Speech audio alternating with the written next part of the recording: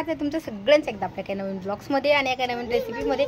मी शिवा खूप सारं स्वागत करते। सो आज आपण बनवणार आहोत साबुदाणा बटाट्याच्या पापड्या। सो आज संध्याकाळी साबुदाणा आहे तो भिजू घालायचा आहे आणि थोड्याशा वेगळ्या पद्धतीमध्ये करायच्या आहेत। खूप जण म्हणजे सेम करतात की बटाटा उकडा हे साबुदाणा भिजवायचा आणि डायरेक्ट शिजायला घालायचा, तर मी थोडासा वेगळ्या पद्धतीमध्ये करणार आहे। तर पूर्ण व्हिडिओ नक्की बघा। चॅनलवरती नवीन असाल तर चॅनलला सबस्क्राइब करा, त्या साईडला बेल आयकॉन आहे ते पण क्लिक करा जेणेकरून माझ्या प्रत्येक नवीन व्हिडिओची नोटिफिकेशन सगळ्यात आधी तुम्हाला भेटेल। सो आता मी रील्स वगैरे काढल्यात आणि आता 6:30 वाजलेले आहेत। आम्ही टेरेसवरती आलतो रील्स काढायला, कारण की ह्या टायमाला ना खूप छान रील्स वगैरे निघतायत आणि आत्ता बनवायच्या आहेत पालक पुऱ्या। सो त्याचा पण व्हिडिओ काढला तर नक्की अपलोड करेल। तर चला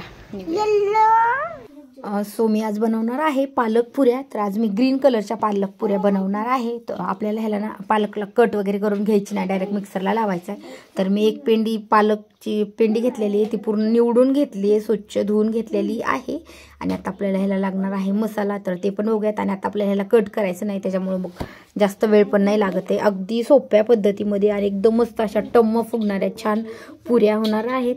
तर आता ह्याला काय झालं की जे आपण पुऱ्या करायला डाळीचं पीठ वापरतो ना, बेसन पीठ, तर ते माझ्याकडलं संपलं आणि मी बघितलंच नाही अगोदर, सगळं पुऱ्याचं साहित्य काढून घेतलं।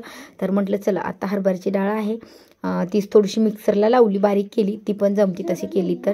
आणि मग तोपर्यंत रुद्रांश व्हिडिओ काढत होता थोडासा, मी मिक्सरला डाळ फिरून घेऊस तर। आणि मग ही पूर्ण भाजी आहे ही पण आता आपल्याला मिक्सरला काढून घ्यायची। तर म्हटलं अगोदर पीठ सुक्क असतं त्याच्यामुळे मग कोरडं होतं, त्यामुळे अगोदर पीठ काढून घेतलं। आता पीठ लगेच म्हटलं आता आपल्याला लगेच पीठ भिजवायला घ्यायचं आहे, त्यामुळे लगेच मग ते पण एका पातेल्यात काढून घेतलं टोपल्यामध्ये। आणि मग त्याच्यासाठी लागणारा आहे मसाला। सो मसाला घेतलेला आहे हिरव्या मिरच्या आणि लसण, थोडंसं हिरवी मिरची आणि लसण पुऱ्यामध्ये जास्त वापरायचा म्हणजे टेस्टी लागतायत आणि आपण दह्यासोबत खाणार आहे, त्यामुळे थोडंसं तिखटच छान लागतात। त्यामुळे मग मी थोडंसं जास्त तिखटाचं थोडंसं जास्त प्रमाण घेतलं। आणि रुद्रांश बाकीचं जरी काही तिखट नाही खाल्लं ना तरी अशा पुऱ्या वगैरे असेल, भजे वगैरे, तो तिखट छान खातो, जास्त तिखट असेल तरी पण खातो। मग आता हिरवी मिरची आणि लसण आहे आणि मग नंतर हिरवी मिरची आणि लसण मिक्सरला लावून घेतला आणि तो काढून घेतल्याच्या नंतर पालक आहे, पालक म्हणजे मिक्सरचं थोडंसं भांडं खराब असल्यामुळे थोडासा उशीर लागतो, एखाद्या पानमध्ये राहतं। तर मग हे पण मिक्सरला छान फिरून घेतलं। आपल्याला हे पण पूर्ण बारीक करून घ्यायचं आहे म्हणजे पुऱ्या छान होत आहेत। तर मग एका भांड्यामध्ये पालकाची भाजी बसत नव्हती, तर मग मी 2-3 वेळेस पालकाची भाजी आहे ती भांड्यामध्ये म्हणजे थोडी थोडी टाकते, कारण की व्यवस्थित ग्राइंड होत नव्हतं। आणि जर चांगलं झालं म्हणजे व्यवस्थित जर होत असेल तर 2दा पण म्हणजे सगळी भाजी बसली असती, पण मध्ये परत थोड्याशा दांड्या राहतात किंवा पानं राहतात, म्हणून मग मी हे पूर्ण 3दा आहे 3दा मिक्सरच्या भांड्यामध्ये काढून घेतलं। आणि आता आपल्याला ह्याच्यामध्ये घ्यायचं आहे पीठ। सो मी दरवेळेस काय करत असते म्हणजे पीठ वगैरे अगोदरच घेते, आपल्याला जेवढं लागणार आहे तेवढं। पण आत्ता काय झालं की मग डाळीचं पीठ नव्हतं, म्हणून म्हटलं डाळीचं पीठ पण भिजायला थोडासा वेळ लागणार होता, म्हणून मग मी हे सगळं मिक्स करून घेतलं पालकाच्या भाजीच्या पाण्यामध्ये, म्हणजे थोडंसं म्हटलं की पीठ तोपर्यंत भिजल। आणि आता ह्याच्यामध्ये घातलेला आहे ओवा, 1 चमचा ओवा घातला आहे, एक चमच्याला कमी म्हणजे पाऊण चमचा हळद घातली आणि मीठ, आपल्याला मीठ चवीप्रमाणे वापरायचं आहे, कमी जास्त वापरू शकता। आणि आता हे सगळं आहे मिक्स करून घेते। आणि आता आपल्याला ह्याच्यात घ्यायचं आहे गव्हाचं पीठ, म्हणजे आता जेवढं आपल्याला एका टायमाला घ्यायचं आहे ना तेवढं आपण घेऊ शकतो, म्हणजे कमी जास्त आता मी एका टायमाला बनवणार आहे तर मग तेवढं घेते। तर मग आता हे पण पीठ आपल्याला म्हणजे मी दरवेळेस जेव्हा घ्यायचे तेव्हाच चांगलं चाळून घेते। आणि मग गव्हाचं पीठ टाकलं की आता मी ह्याच्यामध्ये सगळं टाकलेलं आहे, तर आपल्याला ह्याला जास्त वेळ पण भिजून नाही ठेवायचं। आणि थोडंसं कणिक आहे ती घट्टच भिजवायची, कारण की पातळ भिजवली ना तर मग पुऱ्या चांगल्या येत नाहीत आणि फुगत पण नाहीत। तर मग जेवढं ह्याच्यामध्ये पाणी टाकायचं ना, मी अगोदर हे मिक्सरला काढून घेतलं होतं त्याच्यामध्ये पूर्ण आहे ते मिक्स करून घेते। आणि अगदी आपल्याला लागलं थोडं तरच वरून पाणी वापरायचं, नाहीतर बघू शकता जेवढं मी मिक्सरला म्हणजे भाजी काढलेली होती ना त्याचंच पाणी, अजिबात मी वरचं पाणी ह्याला वापरलंच नाही आहे, सगळं पालकाच्या भाजीचंच पाणी आहे। आणि जेवढं पालकाचं भाजीतलं पाणी आहे ना तेवढ्यातच कणिक छान मिक्स म्हणजे भिजून घेतली, थोडीशी पातळ झाली ती, तर अजून थोडंसं पीठ मिक्स केलं, कारण की पातळ झाली ना मग पुऱ्या अजिबात लाटायला तर येतच नाहीत आणि तळल्याच्या नंतर पण फुगत नाहीत। तर बघू शकता एवढी आपण आता ही कशी घट्ट कणिक भिजवलेली आहे ना, एवढी आपल्याला कणिक घट्ट भिजवायची। आणि मग लगेच कणिक भिजवली की मी अगदी 2-3 मिनटं भिजायला ठेवली होती, जास्त वेळ नाही, तोपर्यंत तेल गरम करायला ठेवलं।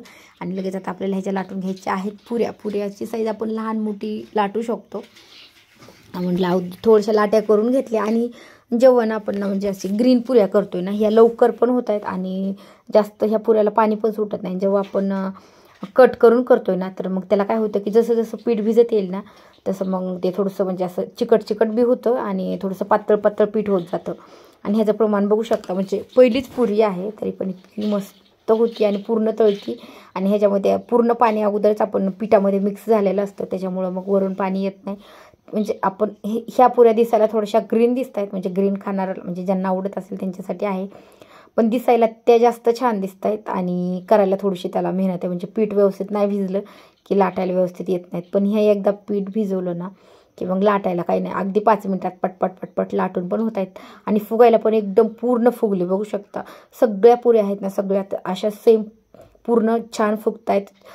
पूर्ण साईडने छान एकदम मस्त तळतायत. पण बघू शकता अजिबात कुठं पण थोडीशी पण कच्ची राहत नाही किंवा अशी बिना फुगल्याची राहत नाही. एकदम मस्त पुऱ्या झालेल्या आहेत. तर मी अजून तुम्हाला 2-3 पुऱ्या तळून दाखवते. एकदम बघू शकता पहिली पुरी तरी तळायला तरी थोडासा वेळ लागेल किंवा तेल जास्त गरम झालेलं असेल किंवा नसेल, पण दुसरी पुरी टाकली की लगेच तळती, म्हणजे जास्त वेळ पण नाही लागत आहे. आणि आपण ह्या पुऱ्या आहेत ना, ह्या लाटून ठेवल्या ना तरी पण चालत आहेत, कारण की ह्याचं पीठ म्हणजे जास्त घट्ट झालेलं आहे. आणि जेव्हा आपण पालक कट करून करतो ना, तर मग त्या पुऱ्या आपल्याला लाटून ठेवायला पण जमत नाहीत. आणि त्या लाटताना ना त्याला खूप जास्त पीठ पण लागतं. ह्याला जास्त लाटताना पण पीठ लागत नाही. आणि हे आपण म्हणजे आपल्याला एकट्याला जर बनवायच्यात तर आपण एका साईडला एका ताटामध्ये लाटून पण ठेवू शकतो आणि नंतर पण एकत्र तेल गरम झालं की पटपट तळून घेतल्या तरी पण चालतात.